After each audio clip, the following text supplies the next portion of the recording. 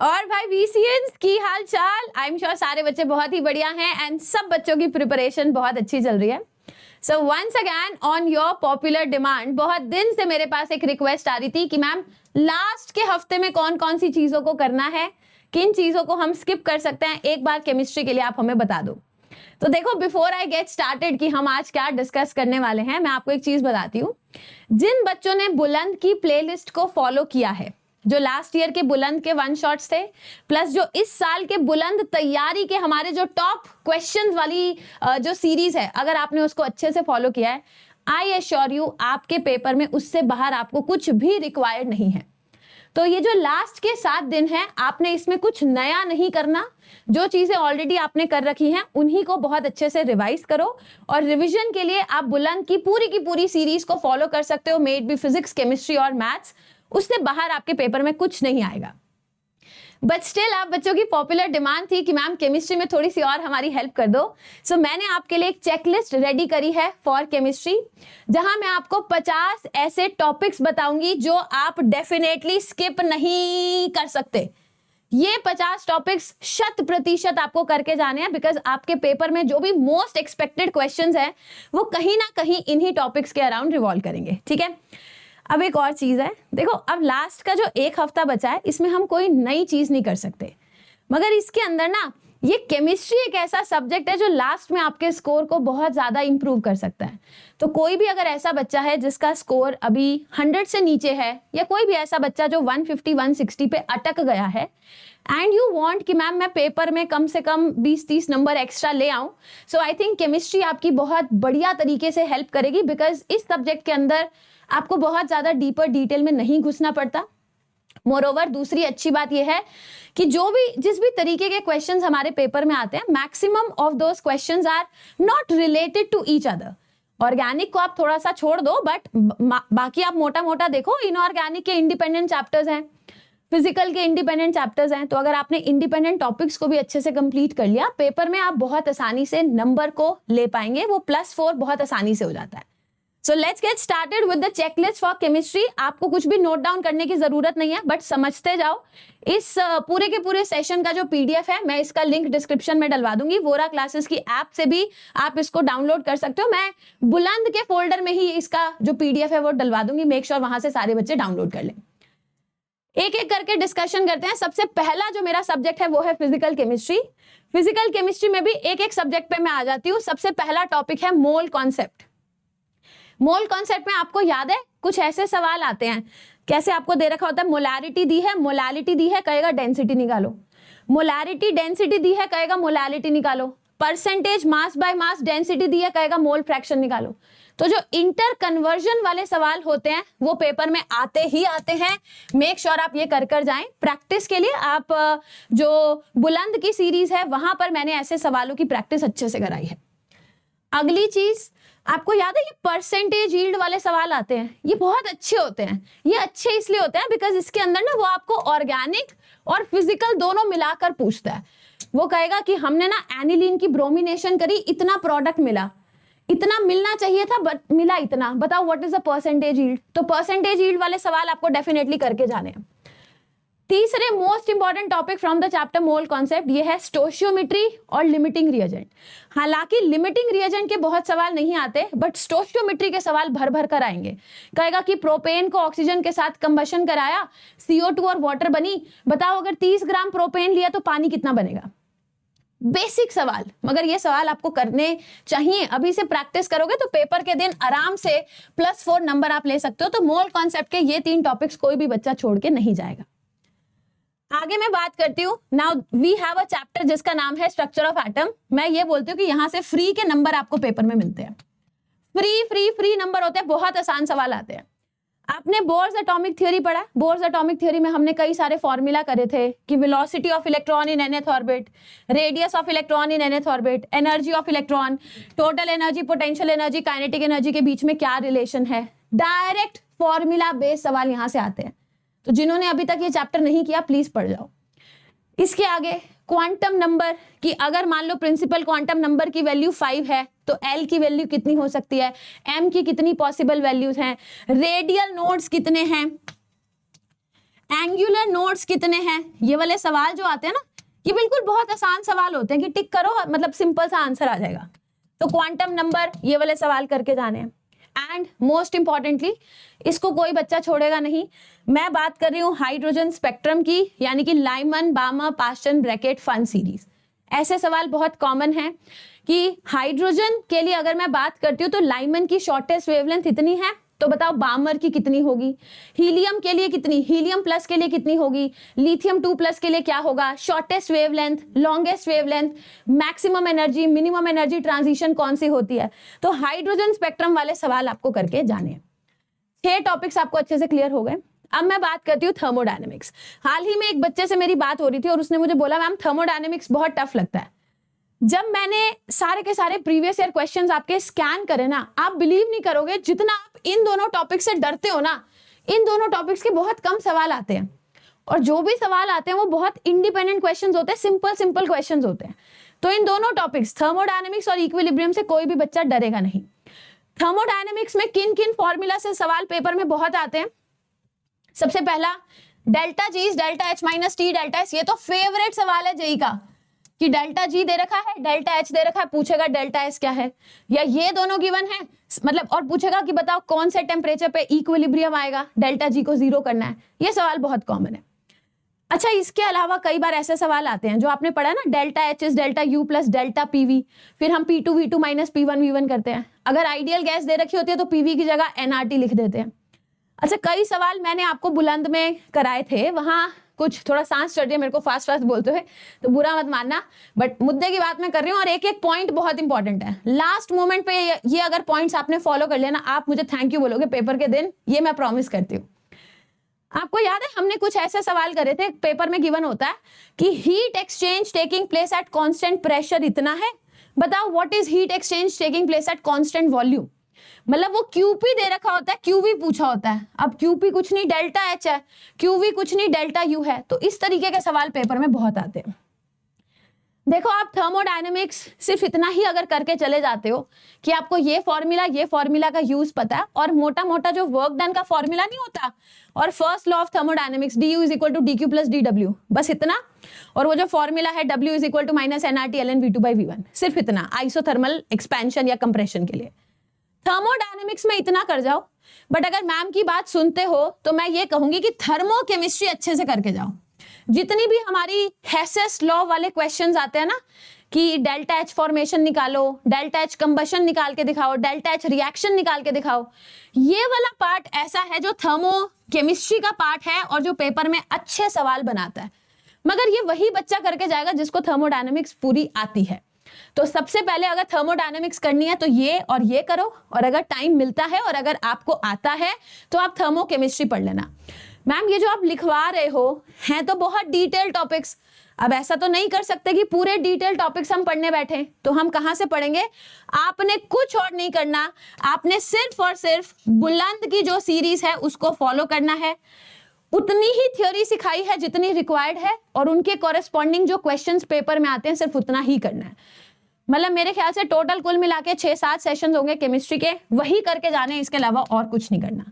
तो top 10 topics जो आप बिल्कुल भी स्किप नहीं करोगे वो मैंने आपको लिखवा दिए हैं। आगे बात करते हैं इक्विलिब्रियम के। इक्विलिब्रियम में भी सिंपल सवाल आते हैं, मैं 4 आपको टॉपिक्स बता रही हूँ, यहीं से सवाल पेपर में आएगा। पहला है Kp is equal to Kc into RT raise to the power delta Ng। Equation given है, Kp गिवन होगा, Kc निकालने को बोला जाएगा। अच्छा, ये जो स्पेशल सवाल है ना, ये मैंने बूस्टर में कराए हैं और ये मैंने जेई ब्रीफ में भी कराए हैं, ये मैंने बुलंद में भी कराए हैं। आपके पास जिस भी बैच का एक्सेस है, जो भी यूट्यूब सीरीज का एक्सेस है, वहां से कर लो। ये कुछ सवाल होते हैं कि आपको ना इनिशियल प्रेशर दे रखा है, फाइनल प्रेशर दे रखा है, और आपको अल्फा डिग्री ऑफ डिसोसिएशन दे रखा है, Kp निकालने को बोलेगा। तो हम इसको बोलते हैं Kp अल्फा और P वाले सवाल। जब PYQ करोगे ना तो आपको चमक जाएगा, ओ मैम इन सवालों की बात कर रही थी। ये टफ सवाल बनते हैं, बट हर पेपर में ऐसा सवाल आता है। अच्छा मैम, और बहुत चीजें होती हैं इक्विलिब्रियम में, बट चीजें तो बहुत होती है, आपको फोकस करना है सॉल्युबिलिटी प्रोडक्ट, KSP वाले क्वेश्चंस पे फोकस करके जाना, ये बहुत आते हैं। सिंपल, मैं कोई डेरिवेशन, कोई कुछ मुश्किल काम नहीं कह रही हूं। जो बफर होता है ना, एसिडिक बफर, बेसिक बफर भी नहीं पूछते, एसिडिक बफर का डायरेक्ट हेंडरसन इक्वेशन का फॉर्मूला आएगा।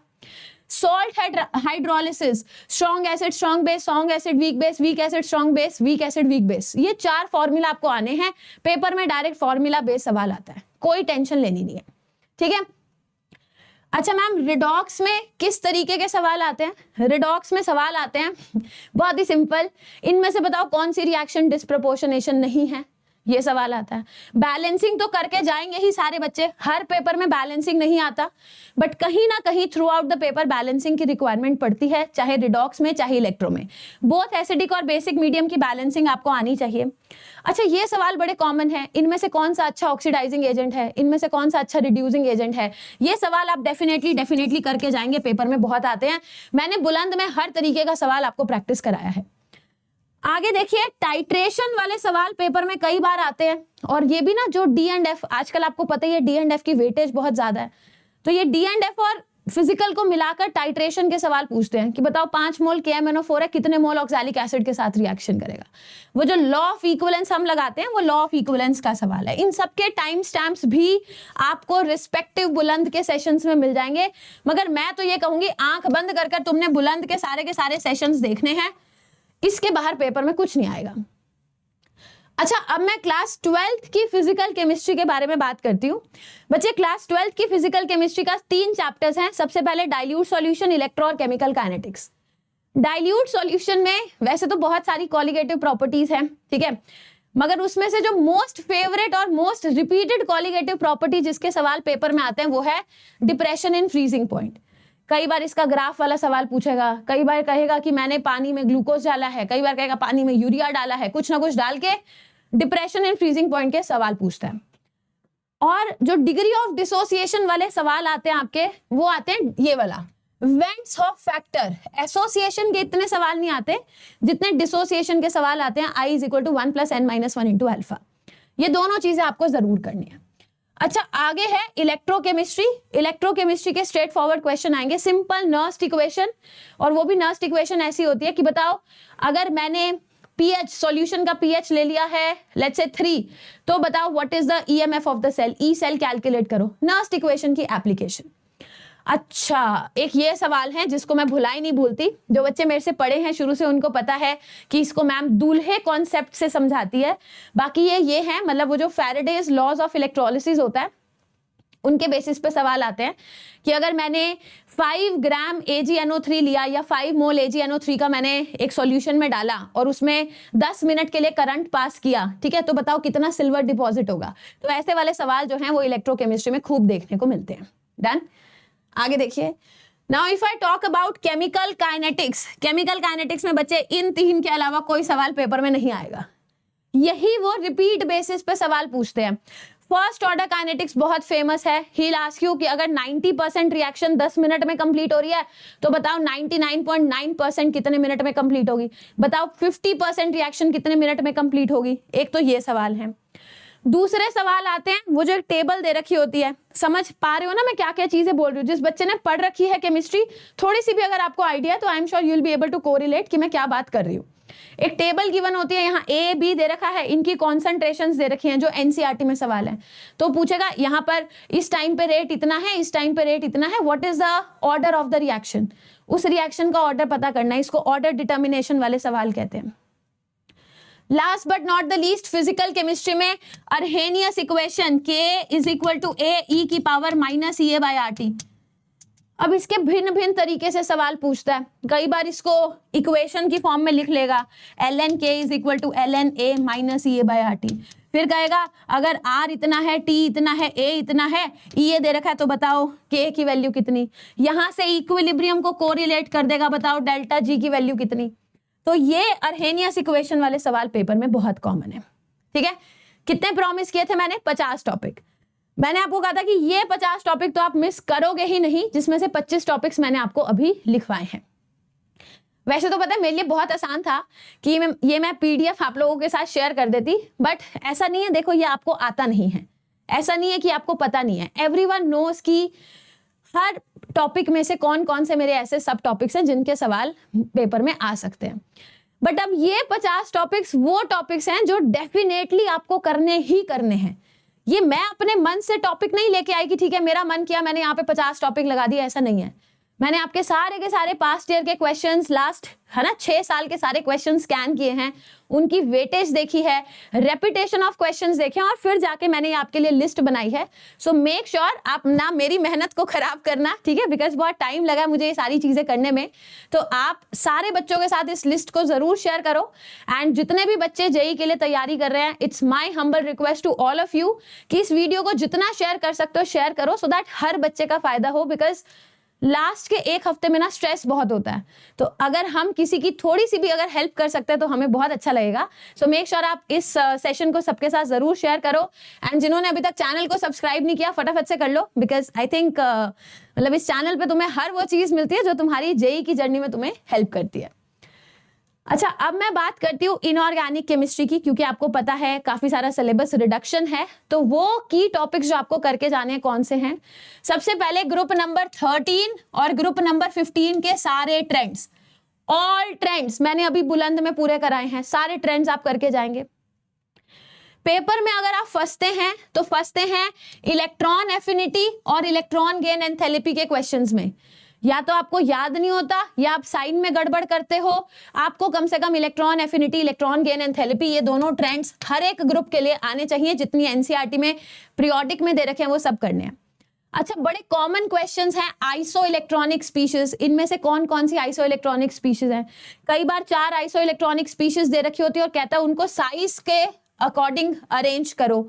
आपको पता ही है ना, जिसमें प्रोटॉन ज्यादा होंगे उसका साइज कम होगा। तो आइसो इलेक्ट्रॉनिक स्पीशीज के सवाल आते हैं। उसके बाद केमिकल बॉन्डिंग में आई एश्योर यू, तुम कहो मैम प्रिडिक्ट कर रही है या मैम है ना सारी चीजें हमें बता ही रही है, मैं पेपर लीक कर रही हूँ, ये 29वां पॉइंट तो हर बच्चे के पेपर में मिलेगा ही मिलेगा। 100% गारंटी देती हूँ कि ये जो 29th पॉइंट है जिसको मैंने इतना डार्क सर्कल किया है, ये पेपर में आता है। आपके पास भिन्न भिन्न प्रकार के मॉलिक्यूल्स होते हैं, कहता है बताओ इनमें कितने लोन पेयर हैं, कितने बॉन्ड पेयर हैं, सेंट्रल एटम की हाइब्रिडाइजेशन क्या है। कई बार मैच द फॉलोइंग पूछेगा, कई बार सिंगल करेक्ट की फॉर्म में आता है, मगर ये calculation of hybridisation lone pair bond pair आएगा ही आएगा। सिमिलरली एक सवाल है एमओटी वाला। एमओटी में वो 4 स्पीशीज दे देगा, कहेगा बताओ इनका बॉन्ड ऑर्डर सबसे ज्यादा किसका, इनमें से डायमैग्नेटिक कौन है, पैरामैग्नेटिक कौन है। और जिस दिन पेपर में आएगा ना तो हैशटैग चोटिला माता की जय बोल देना, ठीक है ना, क्योंकि चोटिला माता मेथड से हमारे ये सारे सवाल हो जाएंगे। तो सारे बुलंद वाले बच्चों को है ना, बूस्टर वाले बच्चों को तो चोटिला माता की जय बोलनी ही पड़ेगी। आगे डाइपोल मोमेंट आपसे पेपर में पूछा जाता है, इनमें से कौन से पोलर हैं, कौन से नॉन पोलर हैं, किसका डाइपोल मोमेंट सबसे ज्यादा है। फजांस रूल के भी सवाल आते हैं, मतलब इस पे मैं फिक्स नहीं कह सकती कि आएगा ही आएगा, बट कई पेपर्स में फजांस रूल के सवाल आएंगे, कई में बिल्कुल नहीं आएंगे। अब it's my humble request to all of you, as a teacher सुनना चाहो तो भी बढ़िया, मतलब एज अ टीचर मैं बोल रही हूँ तो भी ठीक है, और अगर एज अ है ना एल्डर सिस्टर मानते हो, अपना सीनियर मानते हो, तो मेरी बात को मान के जाना। सारे बच्चे पेपर से पहले D and F block elements की पूरी एनसीईआरटी पढ़ के जाएंगे। आपसे खुद पढ़ी जाती हो बहुत बढ़िया, आपसे खुद ना पढ़ी जाती हो, मैंने दहाड़ का 1 शॉट ले रखा है, आपने वहां से पढ़ लिया। NCERT line by line series मैंने ले रखी है Vora classes neat and board channel पे, वहां से पढ़ो। खुद से पढ़ सकते हो तो वेल एंड गुड, खुद से नहीं पढ़ सकते तो मेरा कोई भी सेशन देख लो। मैं आपको एश्योरेंस देती हूँ, अगर आपने एनसीईआरटी ढंग से पढ़ी, 4 नंबर पक्का तुम्हारी जेब में चले जाएंगे। Acidic nature, basic nature, variable oxidation state, second ionisation energy, third ionisation energy के सवाल पेपर में बहुत आते हैं। अब ये थोड़ा सा रटने वाला सवाल है। रटना मतलब क्या, तुम्हें पता होना चाहिए। KMNO4 की प्रिपरेशन, K2Cr2O7 की प्रिपरेशन वाले सवाल पेपर में बहुत आते हैं। कोऑर्डिनेशन में मैम क्या हम छोड़ के जा सकते हैं? नहीं छोड़ने। कोऑर्डिनेशन में डायरेक्ट सवाल आते हैं कि बताओ हाइब्रिडाइजेशन क्या है, sp3d2 d2 sp3 sp3 या dsp2। सिंपल प्लेन हाइब्रिडाइजेशन के सवाल आएंगे।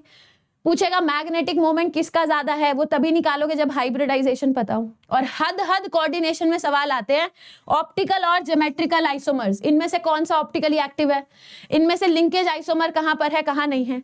तो कम से कम ये टॉपिक्स तो आप जरूर पढ़ के जाएं, भले पूरा चैप्टर छोड़ दो मगर ये 2 टॉपिक्स तो करके जाने ही चाहिए। इनऑर्गेनिक केमिस्ट्री सॉर्टेड है, 36 टॉपिक्स मैंने आपको बताए हैं, 50 की मेरे पास लिस्ट है। आगे देखो मैम ऑर्गेनिक में आप कैसे बताओगे? मुझे पता है यार ऑर्गेनिक बहुत वास्ट है। और मेरे कहने से ऐसा कोई जरूरी भी नहीं है कि उतना ही आपको करके जाना है। ऑर्गेनिक आप जितनी करोगे उतनी बेटर है, बट स्टिल ऑर्गेनिक में कुछ प्रकार के सवाल होते हैं जो सुपर कॉमन होते हैं। मुझे ये भी पता है कई बच्चों की ऑर्गेनिक काफी वीक होती है, जिस चक्कर में हम पेपर में नेगेटिव मार्क बहुत ले आते हैं, तो वो ना हो इसीलिए मैं आपको ऑर्गेनिक का पूरा बता रही हूँ। ऑर्गेनिक का हाल ही में मैंने बुलंद का एक सेशन लिया था जहां पर मैंने आई थिंक 70-80 सवाल आपको कराए थे, टॉप PYQs कराए थे। वो मोर देन एनफ है, उससे ज्यादा कुछ नहीं करना। बट उसमें से भी अगर आपको शॉर्ट में चाहिए कि इतना करना ही करना है, वो बता दो। आपसे पेपर में आएगा एसिडिक नेचर बेसिक नेचर के अकॉर्डिंग अरेंज करना है, या ये कहेगा PKB वैल्यूज को अरेंज करो, ये सवाल आता ही है। डायरेक्शन इफेक्ट वाला सवाल बड़ा कॉमन है, इनमें से कौन मेटा डायरेक्टिंग है, इनमें से कौन ऑर्थो पैरा डायरेक्टिंग है, कौन इलेक्ट्रॉन डोनेटिंग है, कौन इलेक्ट्रॉन विड्रॉइंग है। हकल्स रूल का भी सवाल हर पेपर में नहीं आता, बट एरोमेटिसिटी के सवाल देखो आए दिन पेपर में देखने को मिलते हैं, कौन सा एरोमेटिक, एंटी या नॉन एरोमेटिक। आगे ये तो प्लीज पढ़ ही लेना, ये तो बहुत बार पेपर में आता है। फ्रिडल क्राफ्ट एसाइलेशन, एल्काइलेशन आए ना आए, बट फ्रिडल क्राफ्ट एसाइलेशन से क्या प्रोडक्ट बनता है, ये सवाल बड़े कॉमन है। वो कहेगा कि टोल्यूइन में क्लोरीन सनलाइट डालूंगा क्या होगा, मतलब ये क्लोरीन सनलाइट आपके पेपर में जरूर देखने को मिलता है। KMNO4 डाल के हीट करते हैं। मैंने एक सेशन लिया था जिसका लिंक बुलंद की प्लेलिस्ट के अंदर है। सेशन का नाम था most important reagents of organic chemistry.